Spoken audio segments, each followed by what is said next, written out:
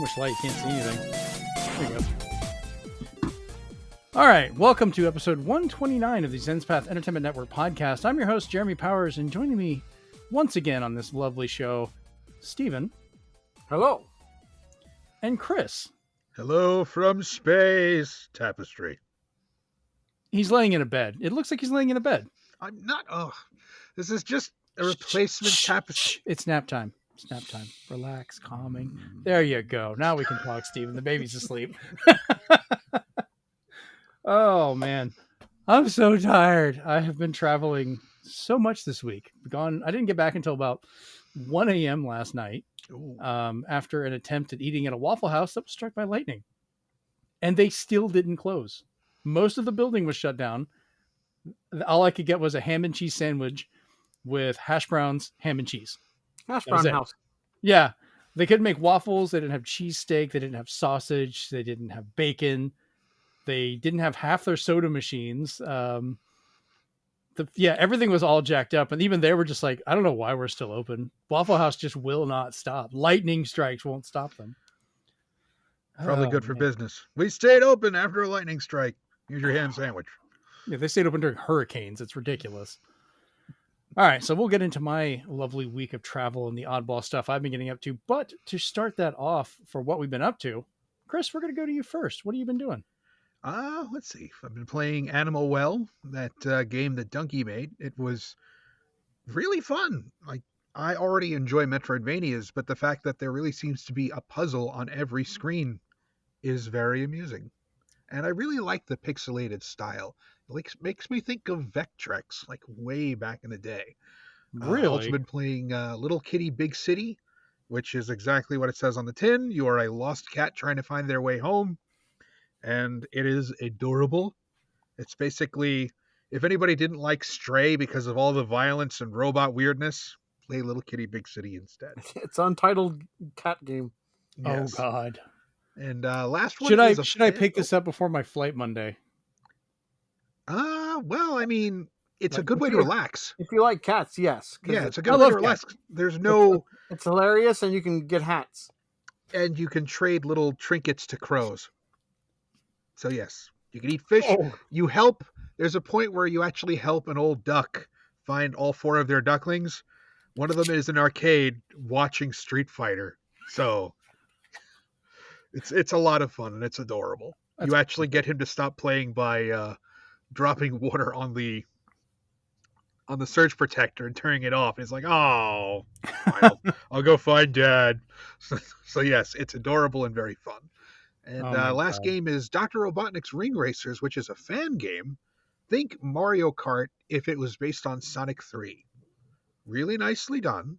It's actually a sequel to Sonic Robo Blast 2, which was another fan game. So yes, not endorsed by Sega at all, but many good Sonic games are not endorsed by Sega. Ow. So I said it, all right? In any case, that's what I've been doing. All right. Steven, what about you? What have you been up to? Because of Christian and the internet, damn you internet, the more I kept reading and listening to about Animal Well, I was just like, well, it's on PlayStation Plus. Why not? So I downloaded it, and it is a little darling. It's not like your normal Metroidvanias at all. And the thing that a lot of people talked about it was the more they tell you, the more they would spoil the game for you. And they said, just trust us. It's some places called it almost a perfect game because they loved it. It was so much fun. And I was like, dang, I was like, this thing's getting glowing reviews. And then there's little touches I told Chris about today where if you're playing it on like a Steam Deck in windowed mode, or you're just playing it windowed mode on your PC, if you shake the window, it'll shake all the leaves and the vines. There's gravity, so it's like, okay, that's pretty cool. But it is relaxing as well. And then scary in other parts because you're just like, I'm going to die here. But yeah, prepare to be challenged because there's a lot of platforming. Other than that, I've been watching Resident Evil randomizers. They're just, with all the mods that they came out with, there's mods that were made after YouTubers. There's mods that now added Akuma in there with all his moves. That was pretty cool. But the randomizers are funny because when you think something is going to be like just another herb, it turns out to be a key item that you're going to need. So it basically forces you to pick everything up. And the randomizer this YouTuber's playing allows monsters to come through the door. So while he's trying to run through a hallway, like different monsters will come in, and there's Resident Evil 2 versions of Lady D from 8 coming in there. So it's it's funny to see because there's all these the models for each of the characters are always changed around, so they're saying different lines from different Resident Evil games. It's just funny to watch. And then lastly, I'm going to be probably doing this afterwards this weekend. Till the 14th is Endless Oceans Tetris 99. So the quest to make sure I get all those backgrounds. I've missed out on so many of them. I'm just like, there's no point at this point. I've missed them all, so why not? All right, so I'll go ahead and jump into what I've been doing then. So this past week, I've been doing my northeastern stroll, as we'll call it, where I've been to New Jersey, New York. I was in Pennsylvania for literally 35 seconds. I was driving between two of the spots, like a 5-hour drive. I'm in New York, and all of a sudden my GPS goes, "Welcome to Pennsylvania." And I was like, why am I in Pennsylvania? What's going on? And like 35 seconds later, "Welcome to New York." I was like, why did they even bother? Like either move technically the you crossed those borders. Yeah, technically. You crossed the tail end of Pennsylvania and went, oop. Right back into New York. And then flew over and was in Maine for a couple of days before coming back early this morning. But while I was there, I did not find that many retro game stores, which is kind of depressing. I guess when you're up in the rural areas over there, you're not going to really find those kind of stores as much. Sometimes you do. I only found one GameStop, sadly, which I went ahead and stopped by because I was bored. But I found a game, and I messaged Steven about this going, "Have you heard of this?" Because I've never heard of it, and it just kind of caught my attention. Called Hammer Watch 2. And I looked at it, and I'm like, well, I don't know. Let me see. And it apparently comes with the first game as well, and all of its DLC. And yeah, it's from Modus. And, Steven didn't really have much of an answer on it either, because I don't think either one of us had really heard much about it. Is it fun? I ended up buying it. I said, to hell with it. Why not? Grabbed it. And it's basically like a twin stick gauntlet. Nice. And I still can't figure out if it's single player or multiplayer. Like if it does multiplayer, especially if it's online, it would be great. It seems like such a fun thing you could explore about and do things with people. But the back of the box is super confusing. They have the whole section of like how many players are on TV mode or desktop mode or portable mode. They all say 1 asterisk. So I'm like, is it, drug assisted single player? Is my batting average going to be like marred for life? It might be like Mario Galaxy, where you just control like a little thinger like in the air somewhere. Oh, that'd be hilarious. But then on the side, it says it needs the internet for accessing certain features. But then it specifically says 1 pair of Joy-Con controllers is required per player. If you're only 1 player, why even include that? Just say you need Joy-Cons. So it's so confusing. Yeah, I don't know. We're going to find out later and see, because it even has a section for online, but then doesn't say it's online. I don't know, but the game is fun. Give it a shot. Good. Nice. I've had more fun with the first one because I love the look of it. I went to the second one, which is more advanced with the stuff, but they were like, "Oh, we have access to all these lighting features. Let's overuse all of them, where we've got mist and fog and light shafts." And I'm like, there is too much going on. Like, calm down. They do eventually kind of calm down a bit, so it got better. But I recommend it. Give it a shot. Next up, during all my travel while I was stuck on the planes, I took Brent's advice and finally downloaded on my iPad the first 2 seasons of a show called Resident Alien. With Alan Tudyk? With Alan Tudyk. Son of a bitch! That show was hilarious. I managed to finish the entire first season and got a good chunk of the way through the second season so far. Nice. And I love it. He basically stars as an alien named Harry who crash lands in Colorado and ends up taking over the life of this doctor that was living out in this mountain cabin, and then ends up becoming the town doctor. And it's him trying to deal with that with all the humans. And there's one little boy, like he can change his appearance on a molecular level to look like a human. Biologically, all that stuff is there. But there's people with a really rare genetic disorder that can see through it and see how he is. And the only person there is this 10-year-old boy named Max. And the fight between them is almost Tom and Jerry like. Like they're just constantly going at each other over the dumbest things. Where he's always telling him how he's going to kill him, and the kid's freaking out because, it's an alien. What the hell? So I really like it. I cannot recommend it enough. It's been really good. The first 2 seasons are on Netflix. The 3rd season is on Peacock. So damn it, I'm going to have to get Peacock now. Yeah. I'm going to have to do it. The 4th season hopefully will be filming soon. So I'm waiting on that. I might give you a deal. They gave my friend a deal. It was $3 for 6 months. No, that's not too bad. I'm probably going to get through it in like a week. I've been just binging this show. The next thing I've got, I actually didn't find out about until today and was trying it out. And I was streaming it over on our Discord just to see what I could do. But that's Legend of Zelda Majora's Mask recompiled. It's basically a PC port that people did of recompiling the game for that. They have a Linux version that's also supports the Steam Deck. I'm going to put it on there and try it out too, because it adds in, like, it's got support for motion controls. So you can have motion control aiming and some other features, but it scales up beautifully, gives me widescreen, looks good.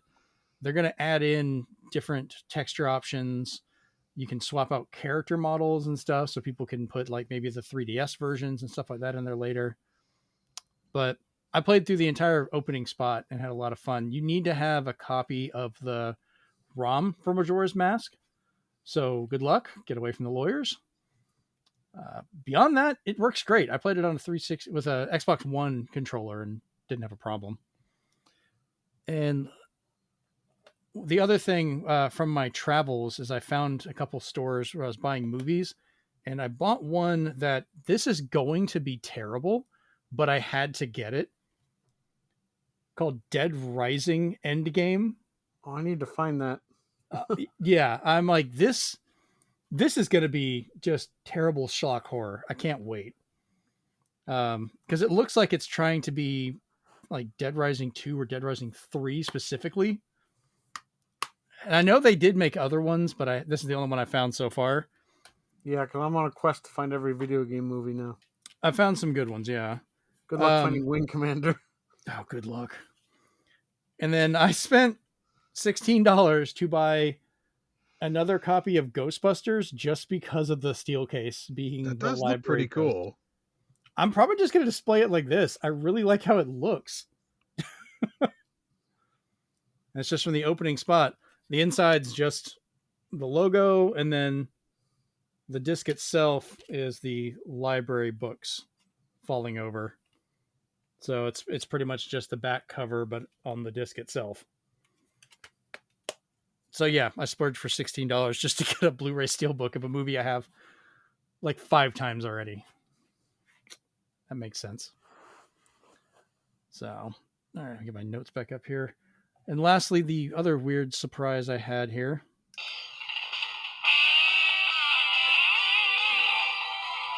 I'm not going to play the entire thing because that's aggravating.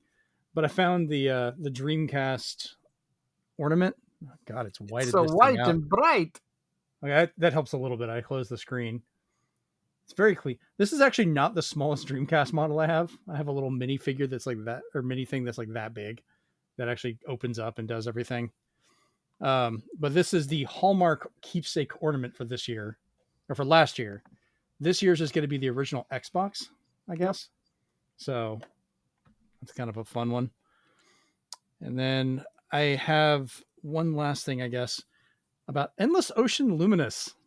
I have PSA. Yeah, I have to retract part of my love for this game. I understand why the reviews were crap. So apparently there is this tablet you can find in the game that has 99 secrets you can find on it. And I was like, oh, that's kind of neat. I'll find those as I play through the story or just play through and dive and do stuff. No, they require after the 4th chapter, you have to finish the tablet. But everywhere you swim is randomly generated. So you have to search all around to find these randomly positioned spots. And when you find an item and it marks it off, you can still keep finding it. So every one you find, it's now harder to find the next one. And then people have gotten all the way to only having one left. And apparently the number 58, there's something wrong with the game and it will not give it to you. So nobody that reviewed this, as far as I can tell, has been able to finish the game. It is an endless ocean. In the worst way. Yes. That's unfortunate. So, yes, I'm still having fun exploring and seeing stuff. Like I found new diving areas that go like so far down under the ocean, like light almost goes away. I'm finding like lava flows and I'm like, this is fun. I'm getting all the cool stuff, but I'm never going to get to go anywhere because I can't get past that part. Once I hit it, I'm just done, which sucks. I'm hoping it gets an update, but man, they really half-assed that one. It seems like, come on, guys. Endless Ocean 1 and 2 weren't perfect, but you could play them and finish them and do stuff. So, ooh, rough. So yeah, Steven, good call on not buying it yet, waiting for a sale. Damn it. Jennifer still wants to play it, but that's just, that's a lot. It's still going to be a game that I'm going to enjoy. I don't know if I've never beat an Endless Ocean. Well, you're not beating this one. But I just like being able to just pick up something and not be worried about anything like Dave the Diver or something like that. I mean, it is still fun, but I don't think it's full price fun at this point at all. Like, wait for it to go on sale. Yeah, because I waited. I love House Flipper. Waited for that to go on sale. I love Power Wash Simulator. Waited for that to go on sale. So, well, I found Deer Simulator earlier, and I was like, it was a cartridge, but it was $40, and I was like, it does not feel like it's worth $40 for Deer Simulator, so I skipped it. All right, let's talk about some of our news this week because a lot of crap went down while I was out of town, and thankfully, Steven, Chris, you guys actually did the notes, so we have news because I was busy, and thank you, because I was so worried. I was like, I'm going to have to come back and do this by myself. Oh, cool. No, they did it. Yay. It was mostly Steve. Still made my day. All Steve. I was trying to be generous. I was like, maybe they talk to each other. I don't know. This was moral support. He's like, go for it, man. Make it straight. Steve is just typing everything up, and Chris is just like, you got this, and just walks off. That's exactly what he did. Well, he gets ready for bed and goes to take a nap. He's just like, I'm going to go back to playing Animal Well. And I'm like, dang it. Well, he had to be able to tell us about Animal Well in the beginning. Yeah. That's what's important, people. All right, so let's jump into the news, which is a weird mix this week. All right, so Duck Game, a fabulous multiplayer title. Yes. Currently published by Adult Swim Games. I have it on the Switch. When we were still having game night, it was hugely popular. I cannot recommend this game enough. Thankfully, the ownership will be transferring back to the developer, as reported on Twitter. Other Adult Swim games might be saved as well, such as Small Radio's Big Televisions is also being transferred back to the developer. So we're waiting to see if Warner Brothers, when they were closing down all of Cartoon Network's games, or Adult Swim games, has decided to let these people take over their stuff, at least buy them back. Because that was a huge news story we had a couple months ago, where they just shut down like this long list. Like I didn't even read the entire list. We just picked a few that I was like, oh my God, these are going away. So Duck Game will live on. I am so happy because seriously, that game is stupid fun. It's so simple, but so amusing. Oh, I loved making levels to challenge everyone when they come over for game night. I just make this stupid level for everybody. Oh, nice. Oh yeah, no, it was great. I think that was one of my favorite things in like Smash Brothers Brawl, when you could edit and make your own levels. Like those are the best thing for multiplayer stuff because nobody has a home field advantage. I think I did that in what was it, Ultimate Chicken Horse or whatever it's called. Ultimate Chicken Horse is another absolutely great. We need to just have a big question sometime of like our favorite party games. And just leave Jackbox out because that just wins anyways. Oh. I mean, we're all gonna pick it. Why waste the time? You hear it now, people. Just go get Jackbox. All right. So Microsoft is having weird news this week, and this one kind of caught me by surprise. Apparently, it's launching its own mobile game store in July. It's set to launch its first-party portfolio, including Candy Crush Saga and Minecraft, with the store opening to other publishers later. I didn't see if there was any word on if this is going to be on. I know it's going to be on Android because they allow other stores, but will this take advantage of the EU's ruling that Apple has to open up their phones to other marketplaces? Yeah, because this is in order so they don't have to pay anybody fees either. Mm-hmm. It's their own store. Yeah.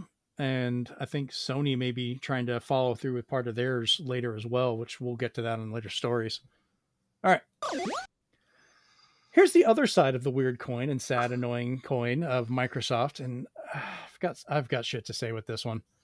Microsoft closes Redfall developer Arcane Austin, Hi-Fi Rush developer Tango Gameworks, why, and a bunch of others in a bunch of cuts at Bethesda. So the team at Roundhouse Games is going to be moving over to join ZeniMax Online Studios, pretty much for working on Elder Scrolls Online.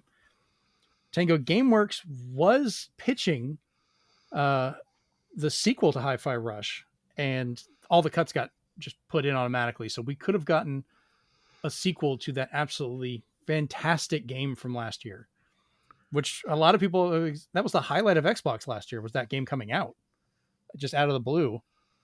Okay, I'm glad to see that we are still getting the physical copies on limited run games. I was kind of worried about that because they kept delaying when they were going to announce them. So what a way to go out. That sucks. Yeah, both Mikami already publicly stated on his account that it was sad because he thought he left them in a really good spot. He did. That's what sucks. And that one, like, that one for me kind of hits harder than even the others because this one basically, like, I don't know. I feel this they one did everything right. Loses trust over in Japan because it was their only Japanese publisher that was under the Microsoft umbrella, and now they closed it. So what does that tell you about, like, Xbox games in Japan? Like, yeah, I mean, they did everything right. The game was a commercial success. They made a bunch of money off of it for what it was selling. It's working out well on PlayStation 5 when they ported it over there. I wasn't even mad about that. Like, that's just more people playing this great game. Didn't hurt anybody. You guys can get over it and quit whining about it. It was a media darling. It got critical success from a lot of different places. Really good reviews for the most part. A couple places tried to nitpick one thing or the other for the stupidest of reasons, but I absolutely love that game and still go back and play it now. It's like Xbox said, the smaller games are what are champions on Xbox, and they look forward to more of those, just not from Tango. The people that give the messages from Microsoft need to just lose their jobs. They need to be the ones laid off because they don't know what they're doing anymore. But continuing this annoying trend, Arcane Austin was currently working on the offline mode for Redfall, as well as the patches to fix a lot of the stuff and the DLC that they promised for people that bought collector's editions or pre-ordered it. And that was all canceled. Like, they were working on it the day they got laid off. There was people they're putting offering in tickets. refunds if you bought any of the bite-back stuff. Yeah, so they did say refunds because I know they said they were working on how they would compensate those players. I didn't know if they said how they were doing refunds. I know if you bought the DLC, it was refunds. If you bought that physical case at Best Buy that gave you bite-back, I don't know what they're going to do there. Because I know, like, okay, people give Arcane Austin a bunch of crap because Redfall was broken. Steven, you and I are fully aware of this as we played through so much of it and went, oh my God, okay, we're finally done with the game. Oh, that was the opening? No, I'm done. I can't go back. Because I got none of the progress. All the progress was on your account because we were playing with your game. At this point in time with all the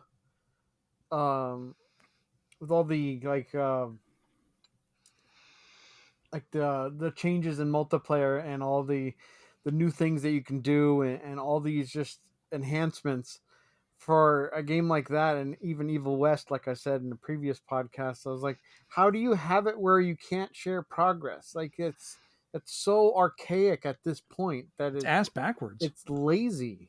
Yeah. And I was hoping maybe that would be something they would have fixed with the updates, because they were trying to make right by that. And I was going to give them a chance. I'd already bought the game. I have it. I got a physical disc for a decent price. And I was like, all right, I'll give it a go, because I don't want to sit here and complain about it without having actually played it, you know? Yeah. And I did have some fun. You and I got some really good laughs from it. And we also got really frustrated with a lot of the stupid design ideas. But this is not like the only failure, only game this company's made. They have made good stuff before. They worked with the Dishonored series and some of the other ones. Like, give them a chance. Like, everybody makes a mistake. Everybody can, you don't always just make winners. Sometimes you flop at stuff and you move on. If Microsoft went by this same idea, the Xbox One flopped hard enough, Microsoft should have just shut them down and went, well, the 360 was one of the greatest selling for this whole time and did so great, but the Xbox One's not as big as we'd like it to be, so we're just going to shut the whole company down. That makes no sense. That's the logic they're going by. And then on top of that, Microsoft is mulling over the idea of Game Pass price increase. Plus, they're trying to decide of whether or not Call of Duty is going to be on Game Pass. And I did also read that they're thinking about if games will be day one on Game Pass. They may have to be like Game Pass Ultimate to get the day one, while normal Game Pass will just have access to a library of older titles. The game titles. price increase was because they said you're going to get the value of the Call of Duty games coming out on it. And I get some people like this, like Steven, I know you guys use Game Pass and enjoy it. I don't want a price increase. Right, nobody does. I still don't get Game Pass because I like owning the games and playing them that way. Like, I have a couple of months I could get Game Pass right now because it came with my Legion Go and plus some of my other stuff. I think I get like 3 or 4 months of it for free, but that also converts all of my current Xbox Live and I lose time on that. So I'm like debating whether I want to do it or not. You have to wait until the end of your current Xbox Live and upgrade it for a little bit. Right. I don't want them to charge me this rate increase with that either. So I don't know. This whole thing with Microsoft, because they had layoffs at the beginning of the year. Now we're a couple months in, they're having another round of layoffs, and they've pretty much hinted there's going to be more. And like, what do you guys think would be better? Should they have just done these all at once, just rip the bandage and do it? Or are they honestly having to make a cut, readjust, reassess, cut where they need to readjust, reassess again, and trying to do it that way? I think that layoffs were inevitable because I've never seen a merger / acquisition happen without cutting the fat, as they call it. But if this one was just particularly surprising because it wasn't just layoffs, it was closing studios. Yeah. So it was taking teams. It's one thing to move teams over. I've seen it happen tons of times, but to have just entire studios just like a blink of an eye, like just go away. So Tango only made a few games. Arcane Austin only made a few games. So, it's just sad to see because you'd think they would at least take the talent and redistribute, if at all. But yeah, why couldn't they do with a lot of these, especially Tango? Like with what happened with Roundhouse Games, yeah, they got reabsorbed, but at least those people are still there. They'll still contribute and be able to do something.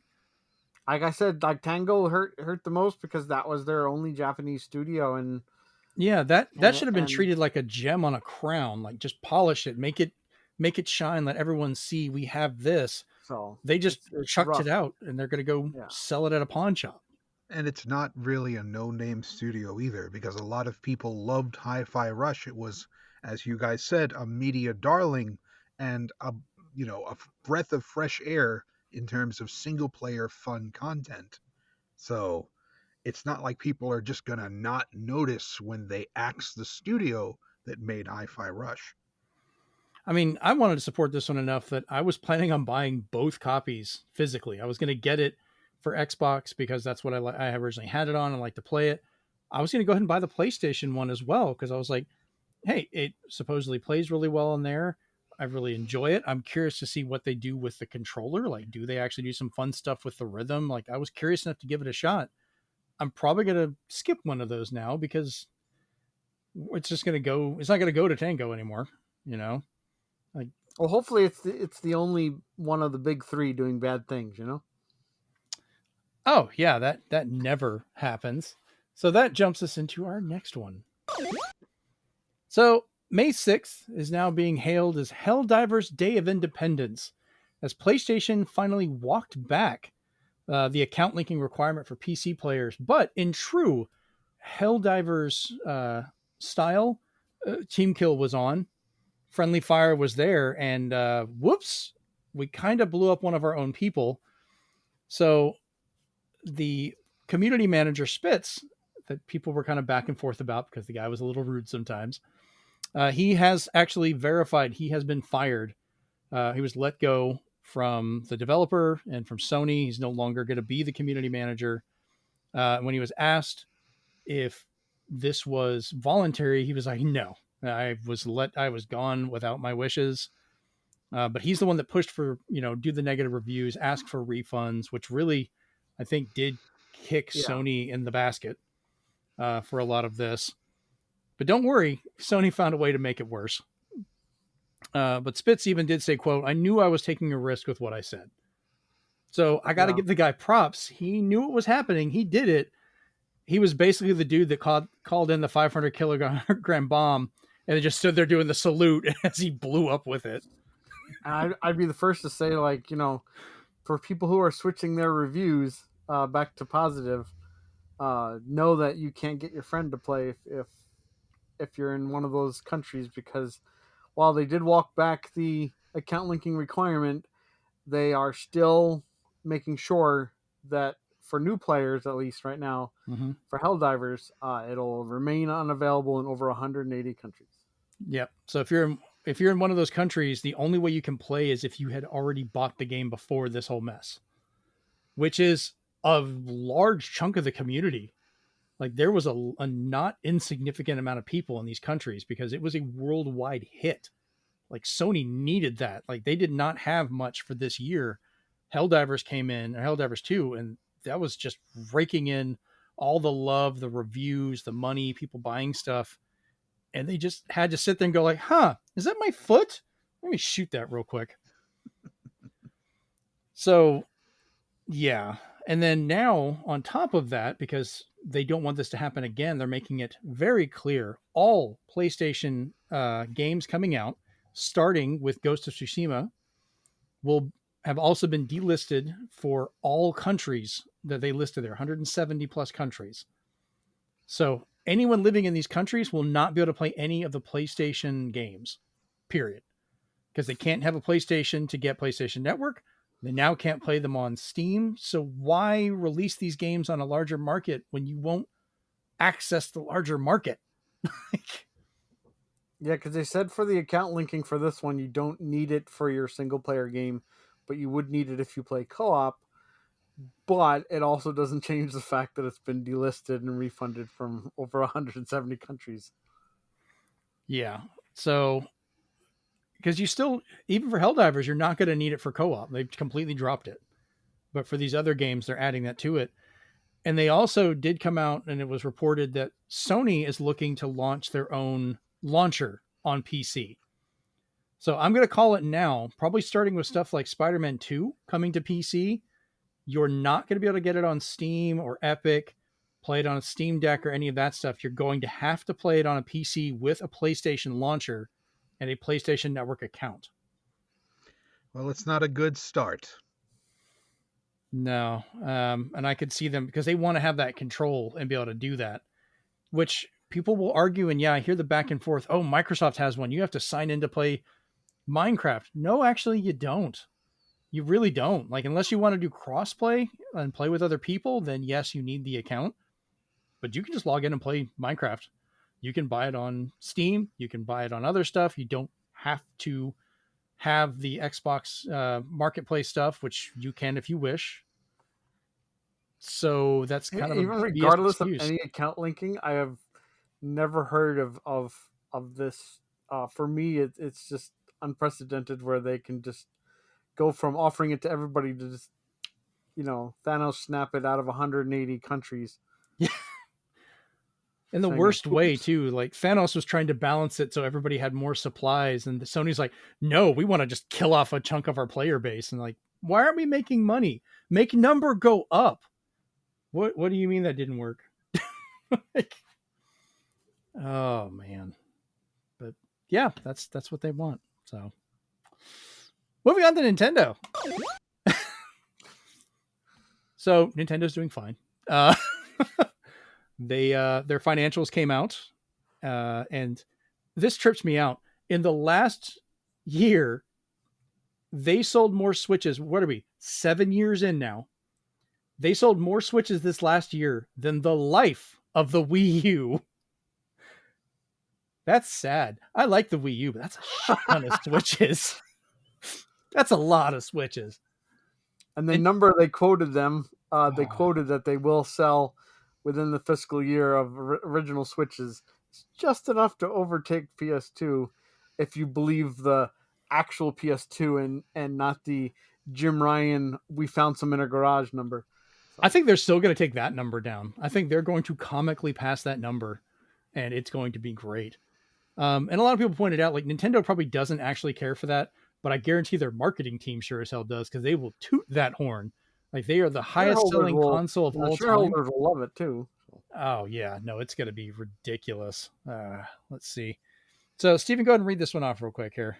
So yeah, in a rare move from Nintendo, they have decided to make an announcement about the announcement of their next Switch 2, tentatively.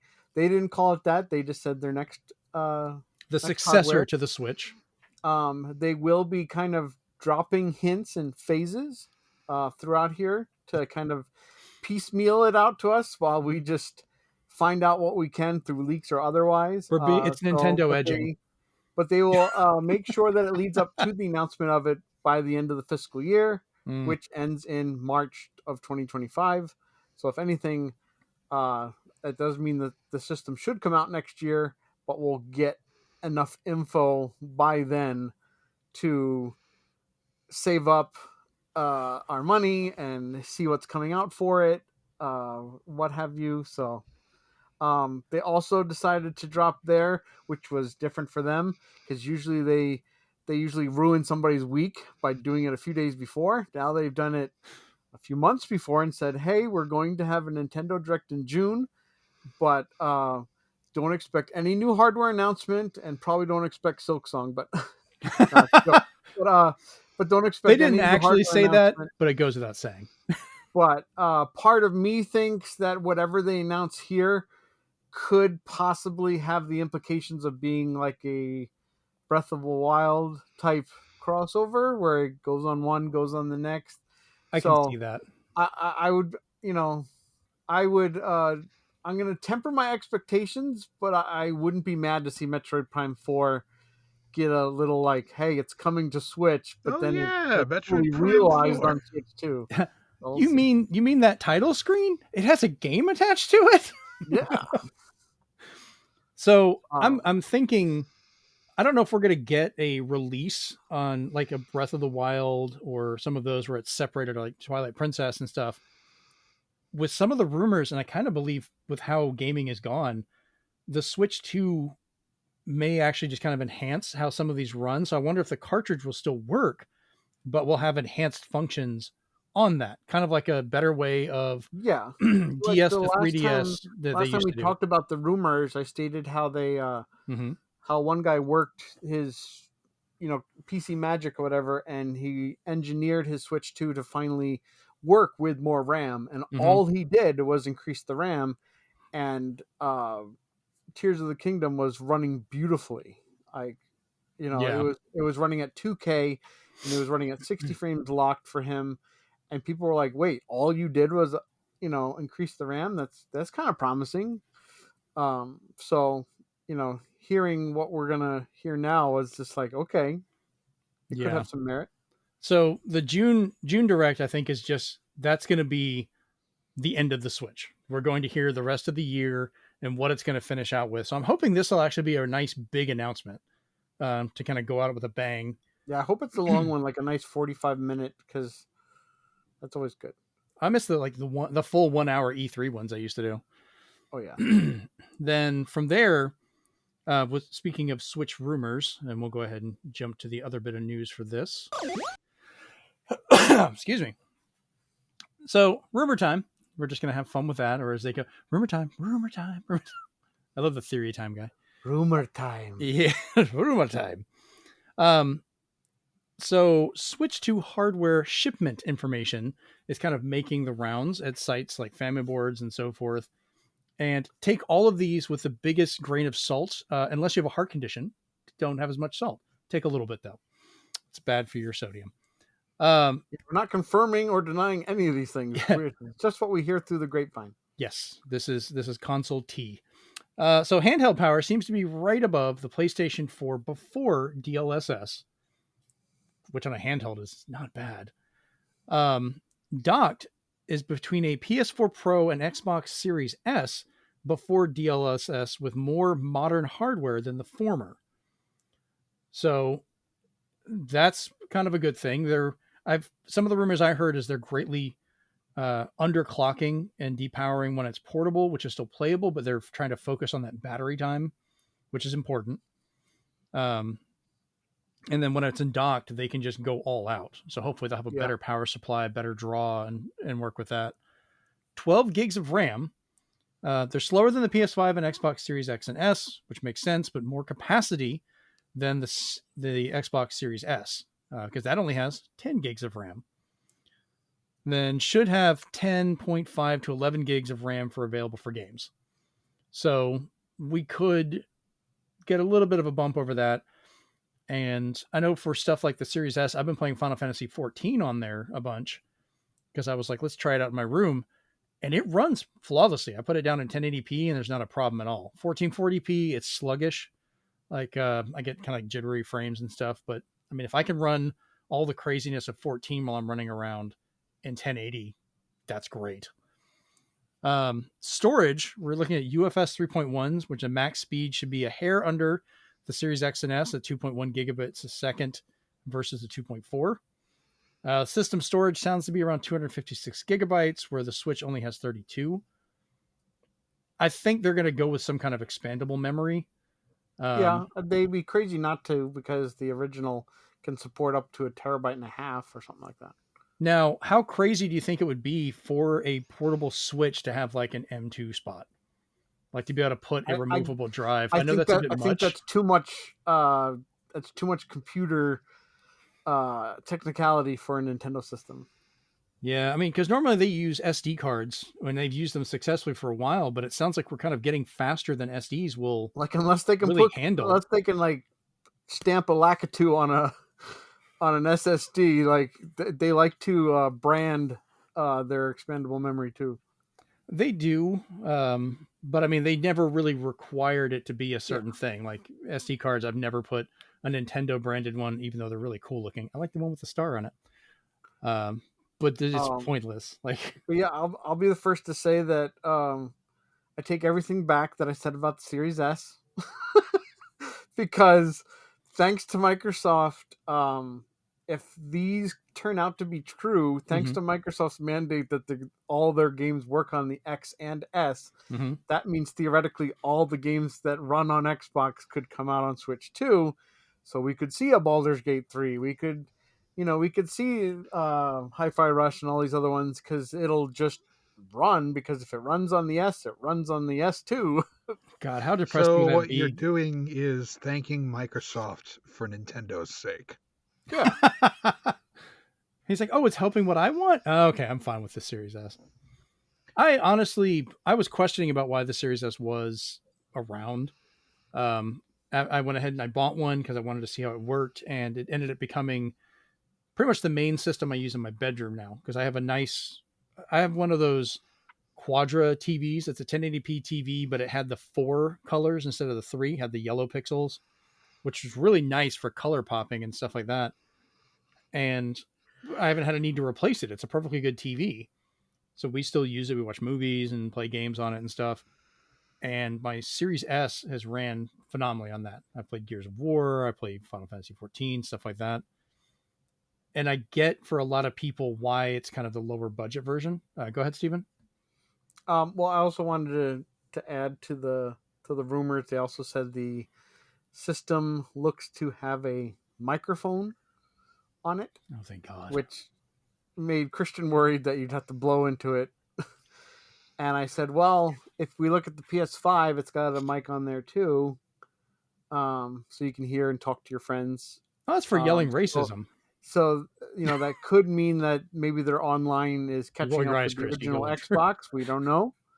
Right. So I was just like, that was kind of exciting. I will add in that part of the financials now that it's fully translated properly and not just Google translated by people. Yeah. Is they said they understand digital sales are getting more and more, Mm-hmm. and they're watching that and they're making sure there's always good deals for digital. But they reaffirmed their commitment to physical games because they said they don't ever want that to go anywhere. They just feel there's something special of either getting a great deal digitally or owning the physical copy, so they understand that. So that was really nice to hear. Yeah. And then what was the other thing they talked about? They also said like they're looking to just be partnering with studios and they have no plans for mergers or acquisitions. But they do want to partner with studios. So I was just like, okay, I like hearing that because usually that gets them some kind of awkward exclusive, but it's nice. Yeah. Some of the Nintendo's awkward exclusives have been great. One of my favorites is still NBA Street Volume 3. You have like all this realistic people playing the game at the time, and then all of a sudden here's Luigi, Mario, and Peach coming in to play basketball. And you're just like, or like, give me Zack and Wiki on Switch, dang it. Oh God, I love Zack and Wiki. That was such a fun game. One of the better pointer games. Like I love the puzzles of it. And then along, these lines with that, we're hoping that with this update, your existing Switch library could actually come over and play a lot better, because that's been the biggest problem people have had. Like you mentioned about Breath of the Wild or Tears of the Kingdom running better, is games like Tunic. Like I love Tunic. It looks great on the Switch. Frame rate's kind of low. I can feel it. It's a little sluggish with how it runs. I'm still enjoying it. I'm not complaining about that too much, but it would be nice for it to run better. And I wonder how many games will actually benefit from this with, will they need a patch? Will they just run better sometimes? Yeah. You'll be able to play Mortal Kombat 1 on Switch too. Finally. Which does look a lot better now. If you look at the recent patches, it's come a long way. So that means that enhancements can be done. So it is now playable and locked at 60. So it's nice. Cool. But other than that, yeah, I extremely foresee all these companies deciding, oh, we can get a second wind on sales by releasing a patch that takes advantage of the power. Well, here's the thing. I don't actually think they're going to need a patch. I think this will be native because unlike all these other consoles, actually unlike almost any console in history, every game was already made to play on the weaker portable mode and the stronger docked mode, and just use what limits they had there. So it might just take advantage of whatever higher end it has. Like they could make Switch games run at their docked, original docked stuff portably now, if it's a big enough increase. And then when they go to work on the docked system, they could already be ready to kind of enhance and run better at that point. So that would be great if this whole wall of Switch games all just become like Xbox Series S quality games or higher, like just right off the bat. My only wish is, please, Nintendo, please, if you're listening, you're probably not, but if you're listening, can you please not gatekeep the bigger cart sizes to yourself? Can you please allow these other third parties to use the bigger cart sizes so in the next iteration we do not get codes in boxes, we do not get not all on the cart, please. Yeah, like I said, that was one of my big things for buying Hammerwatch and really enjoying it. It's because both games and all the DLC, everything was on the cart. Nothing had to be downloaded. There was a patch I could get but I waited and have been playing it for a while without that and updated it later, which I think was just tweaking some stuff, but all the content was there. I can go into all the stuff, and I like that. Like, let me have all of it. It's good. So it's going to be really depressing if Hi-Fi Rush finally releases on the second Switch after Tango Game. It's still a rumor that it's still coming, so it could be their last hurrah. Yeah, I'm hoping that doesn't get canceled if it was a thing. And it's also kind of bittersweet if it's one of those, the game was finished, but the studio closed type stuff. It's like, no. Yeah, a lot of their IPs and stuff, are we going to see them over the years popping up with other developers taking over, like, Evil Within and all that? Like, are we going to get a third one or whatever? Night Dive Studio is going to be like, here's the Tango collection. Oh God, yeah, the one game. All right, our last little news story here. So, introducing the 2024 World Video Game Hall of Fame inductees. We talked about this earlier on an earlier show about the nominations, and we finally gotten the actual announcement. So, congratulations go to Asteroids, Myst, SimCity, Resident Evil, and Ultima on achieving this legendary status of being put into the Hall of Fame. And the question, Steve, that you put through here, does anyone share any memories of these inductees? And I certainly do for a couple of them, for sure. But I'm going to let you start, Steve. Yeah, probably not Asteroids. Sorry. I played it, and I always played it with its like vector type graphics. Mm-hmm. Kind of a one-off for me. The rest, yes, though. Myst, I played with my brother to the end. Spoilers: the ending is horrible. But anyway. And you got the good ending? Yeah, it sucked. SimCity, I have memories because I played it on my Super Nintendo to the part where my brother would look at the last page of the instructions where they showed you what a city of 500,000 people would look like, and he tried to copy it building for building. Smart. And he only got like 487,000. So he was just like, something is, it was driving him nuts.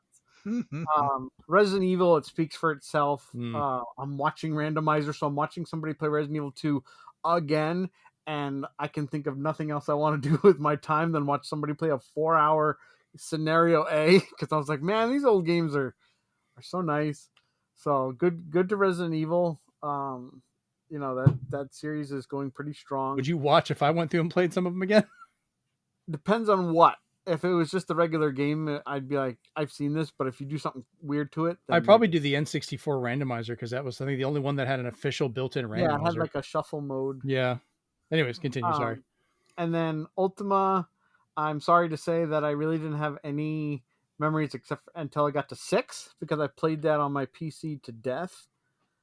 Because I always tried to take advantage of the game and try to manipulate it, and that was a lot of fun. And then I played Ultima Underworld when it came out, so I'm familiar with Ultima, is the easiest thing to say, but I didn't get into it until 6. Okay. All right. Chris, what about you? Embarrassingly, I have played very few of these games. So... That's shocking, actually. I assumed kind of SimCity at least, because everyone seemed to have played SimCity. Thing is, I did not own a Super Nintendo at the time of SimCity. I was a Sega kid, so I did play Asteroids, Myst. You missed out. No, I didn't. Apparently. No, you didn't. Yes. He didn't. Resident Evil, I played Resident Evil 0 on the GameCube. Ooh. I didn't get very far, because every time I lost a puzzle, I laughed. You played one of the most hated Resident Evils. I mean, I like the attempt, but that's a rough one. Yeah. It's truly a rough one. And Ultima I've only ever heard about, because when I owned PCs, they were not... PC gaming was in a weird spot when I could finally afford a PC, and I did not have Ultima. So yeah. But certainly you've heard of Lord Garriott, Lord British himself. Oh, yes, of course. I've heard a lot about that guy, but I've never played any of his games. Nice. So for me, Asteroids I had a passing familiarity with as a kid, You'd see it in some arcades or like the Atari and stuff like that. And I didn't really mess with it too much. Myst, I remember other friends who'd gotten CD computers because, of course, my parents didn't think computers were that big of a thing. So they never really got any that could play games or do most stuff. But other people I remember them getting their computer and like, oh, I've got a CD-ROM. Holy crap. And, they're playing Myst and some of these other games. And then later on, I played it on some other releases, picked it up for other consoles. I even ended up getting like the DS one. You want to talk about a bad one? It was interesting. I had to at least try it, but it's on the DS. I didn't even know. You know that? Yeah. I'm so sorry, Chris. I had to inform you of that. I feel bad because I bought it. SimCity, I have a really good connection with because I did play it on the Super Nintendo later. The one I initially played was on my friend Patrick's Macintosh. He had an old school Mac, and we were playing on what, OS 2, OS 3 or so. I don't remember which OS it was. It's before they started naming him after cats. But he had SimCity on there, and I remember going over his house and we'd play it and see how long we could keep the city going. And then when we got bored, we'd just send in things to destroy stuff and do things. And it was a lot of fun. Resident Evil, I remember the moment I started playing that at Brent's house. When I say Brent's house, we were living together. That was my first roommate at the time. And he had gotten his PlayStation and he turned on Resident Evil. And I remember us walking into that room and you see the zombie, you hear the crunch of it biting down and it looks up at you. And you're just like, what the shit? We're getting scared by the dogs the first time. Oh my God. I hated that. Because I remember I was like, hey, let's go out the front door. Don't do that.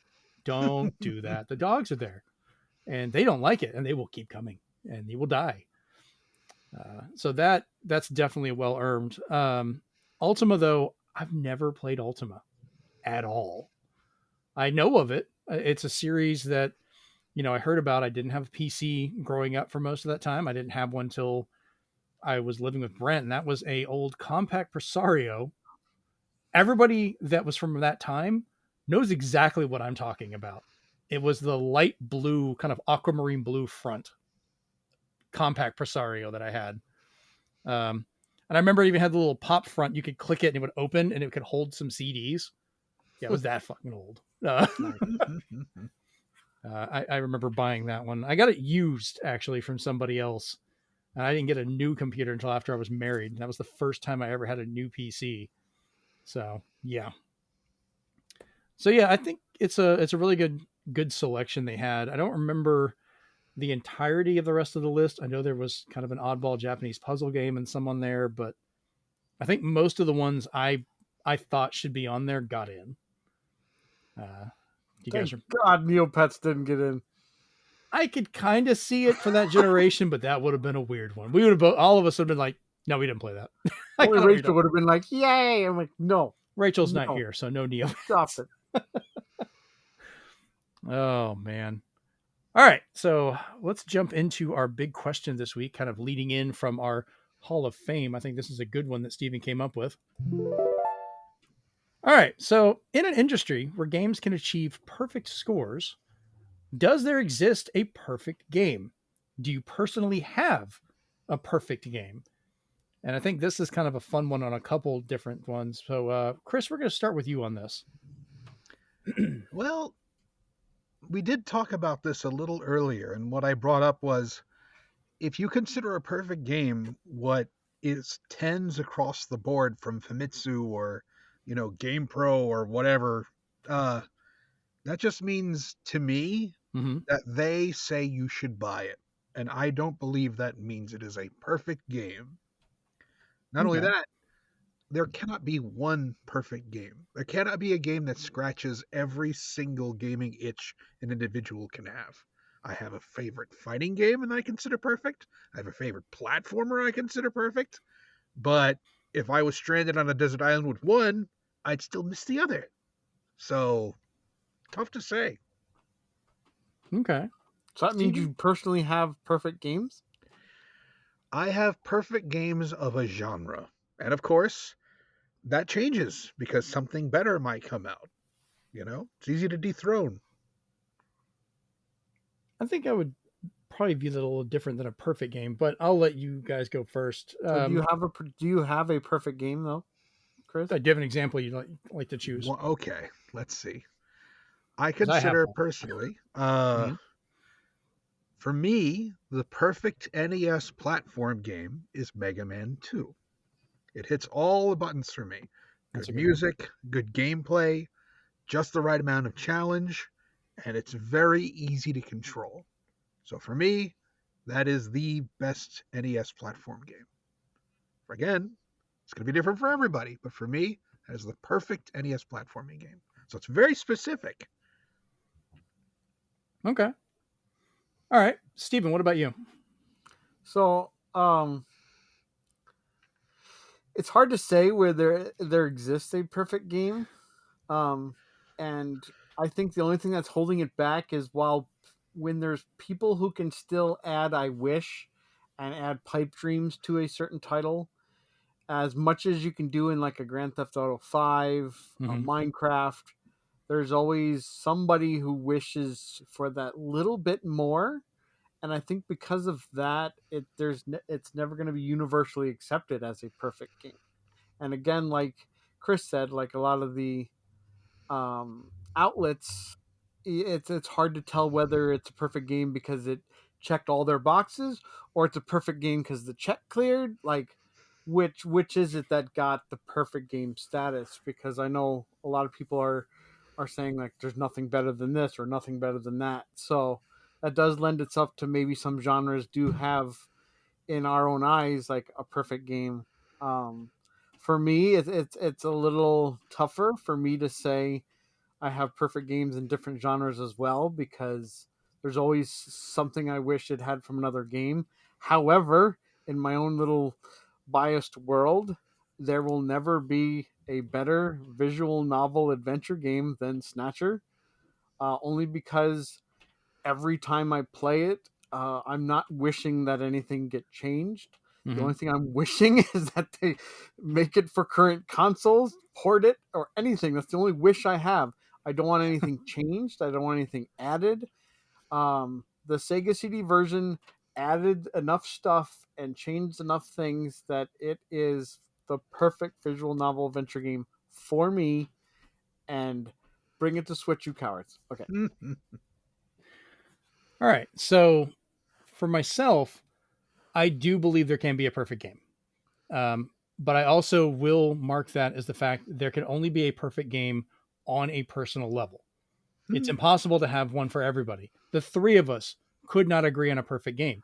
Every one of us would have something different for each one, but each of us can have our perfect game, what we consider that. And I don't mind reviews that give tens on stuff because a lot of them, in the way I look at it, 10 is your highest score. 11 is a perfect. It's not even on their scale. It's above their scale. It's an impossible thing to reach. And that's not a cop out. I just think if you're going to have a 0 to 100% scale, that should be fine. You can turn the volume on something all the way up to the max. You can't go above it. So you can't get that, you can only do what it's capable of. And that's the purpose of a 0 to 10 scale or however they do it, 0 to 100. So, and that's fine. And I've seen different titles that do that and people that give it, and I get that. Now, for myself, I do have what I consider the perfect game for me out of all genres, out of all titles, out of anything I've ever played. If I was stuck somewhere and this is the only game I could play, I'd be fine. And yes, a lot of people are already yelling at what that probably is. Super Metroid for me. That is the game that, for every aspect of it, I enjoy. I have no problems with it. I absolutely love it. Going through them, exploring the world, doing everything, no matter how many times I've played it. To me, that is the perfect game. That is the straight tens for me. And I like hearing the excitement about other stuff. I'm still trying to get my Steam Deck working correctly so I can eventually work with Steven on experiencing Snatcher for the first time, because that is a perfect game for him. I want to experience it and see that through his eyes. Just like if I'm playing Super Metroid, other people have watched and I've explained it to them and they see through my eyes how I enjoy the game. I would love to do that with some of the games you really enjoy, Chris, being able to see those things and hear about them. So yeah, like it is an individual thing. Like just like any review is a person doing it, if they consider it a perfect title, I accept that. That's their view saying that. I can't say what they feel of being right or wrong because that's them. I'm reading how they feel about it. So yeah. I think we all kind of agree about that one. Go ahead, Stephen. So I do want to read you guys the list here. So as people know, Famitsu is the harshest critic. Yes. So throughout their 37 years since their inception, they've only given 28 games. Oh, it's actually more than I thought. Yeah, go for it. Read it off. Only 28. So here is the complete list of all the games that have made it onto their perfect scores list. We have, in no particular order, but I will be reading from earliest to newest, it seems here. So in a particular Legend order. of Zelda, Ocarina of Time. Okay. Soul Calibur. I can see Vagrant Story. that. The Legend of Zelda, The Wind Waker. Good choice. Nintendogs. I actually get that. Final Fantasy 12. Super Smash Bros. Brawl. Metal Gear Solid 4. I have to go back and laugh about Brawl because everyone bitches about that one so much, and I'm like, that's the one that gets the perfect. Fuck melee, you guys. Melee. 428 Shibuya Scramble. I believe that's a visual novel. Okay, I've never played that one. Dragon Quest 9. Good choice. Monster Hunter Tri. Yes. Bayonetta. Okay. New Super Mario Brothers Wii. I like that one. Metal Gear Solid Peace Walker. That was actually a PSP game. Pokemon Black and White. Legend of Zelda Skyward Sword. Rachel will not agree. We're seeing a theme here with certain franchises. Elder Scrolls V Skyrim. Final Fantasy 13-2. Really? Yeah. Kid Icarus Uprising. Somebody had a good hand. Yakuza 5.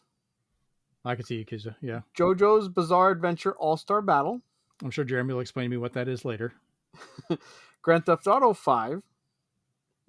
Metal Gear Solid 5 The Phantom Pain. Legend of Zelda Breath of the Wild. I agree. Dragon Quest 11. That was a good one. Death Stranding. Don't agree with that one. I still need to play it. I bought it twice. Ghost of Tsushima, not available in 170 countries.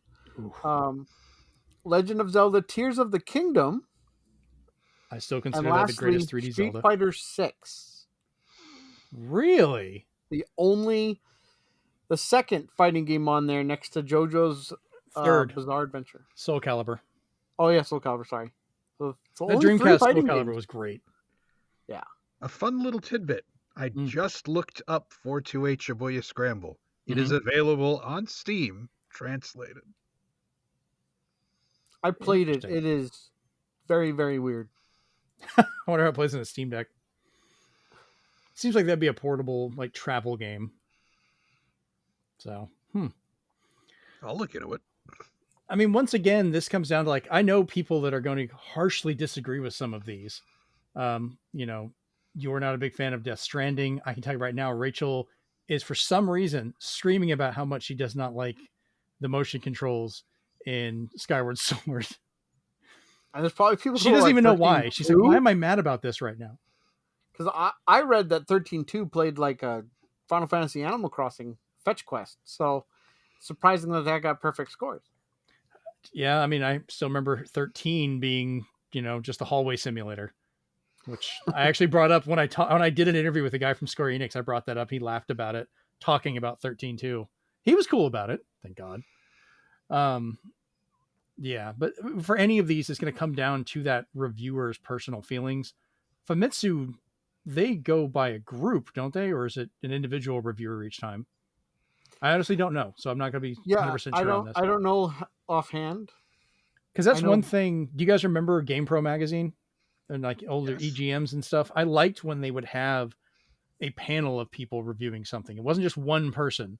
You'd have Usually two like or three or three. four guys, right? Yeah, 2 or 3 is what I would usually see, but it's like you would know like, oh, this is the racing guy or this is that, but you would get kind of a sampling. Like they may not rate it as high because it's not the kind of genre they like, or they might rate it higher than you expect, or vice versa. And you kind of figured out which ones you matched with better and would look for their reviews just to see how they felt.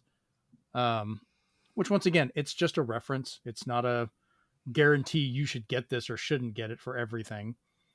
Though maybe listen about the ones for Endless Ocean, Luminous, my bad.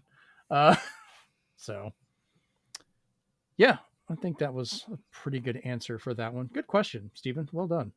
I like that. It's a good one.